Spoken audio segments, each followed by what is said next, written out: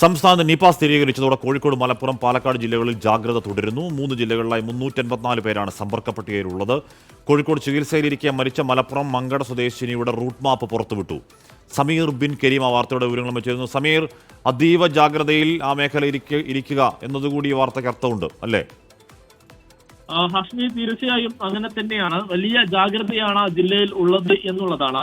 ഈ വിവിധ കണ്ടെയ്ൻമെന്റ് സോണുകളുമായി ബന്ധപ്പെട്ട് ആരോഗ്യവകുപ്പ് പ്രഖ്യാപിച്ചിരിക്കുകയാണ്. ഈ കുട്ടിലങ്ങാടി, കുറുവ, മങ്കട പഞ്ചായത്തുകളിലാണ് നിലവിൽ ഈ കണ്ടെയ്ൻമെന്റ് സോണുകൾ പ്രഖ്യാപിച്ചിരിക്കുന്നത്. അതോടൊപ്പം തന്നെ ഈ നിപ രോഗി സഞ്ചരിച്ച റൂട്ട് മാപ്പ് കൂടി ആരോഗ്യവകുപ്പ് പുറത്തുവിട്ടിരിക്കുകയാണ്. കാര്യമായി ആശുപത്രികൾക്കപ്പുറം കാര്യമായി മറ്റിടങ്ങളിലേക്ക് ഈ രോഗി പോയിട്ടില്ല എന്നുള്ളതാണ് ആശ്വാസകരമായിട്ടുള്ള ഒരു കാര്യം. ഈ കണ്ടെയ്ൻമെന്റ് സോണുകളിലൊക്കെ തന്നെ ഈ വിദ്യാഭ്യാസ സ്ഥാപനങ്ങൾക്ക് നിലവിൽ അവധി നൽകിയിട്ടുണ്ട്. മാത്രമല്ല, കണ്ടെയ്ൻമെന്റ് സോണിന് പുറത്തുള്ള ജില്ലയിലുടനീളം മാസ്ക് ധരിക്കാനും ആരോഗ്യവകുപ്പ് നിർദ്ദേശം നൽകിയിരിക്കുകയാണ്. അതോടൊപ്പം തന്നെ മക്കരപ്പുറം പഞ്ചായത്തിൽ 1 മുതൽ 13 വരെ വാർഡുകൾ കണ്ടെയ്ൻമെന്റ് സോണിലാണ്. കൂട്ടിലങ്ങാട് പഞ്ചായത്തിൽ 11, 15 വാർഡുകൾ കണ്ടെയ്ൻമെന്റ് സോണാണ്. മങ്കടയിൽ 14 വാർഡും കുറുവ പഞ്ചായത്തിൽ 2, 3, 5, 6 വാർഡുകൾ നിലവിൽ കണ്ടെയ്ൻമെന്റ് സോണായി തുടരുകയാണ്. കഴിഞ്ഞ 1-ാം തീയതിയാണ് ഈ മങ്കട സ്വദേശിനിയായിരിക്കുന്ന യുവതി നിപ ബാധിച്ച് അപ്പോൾ അതിന്റെ റൂട്ട് മാപ്പ് അടക്കം പുറത്തുവിട്ടുണ്ട്. കാര്യങ്ങൾ ജാഗ്രതയോട് നേരിടേണ്ട കാലവുമാണ്.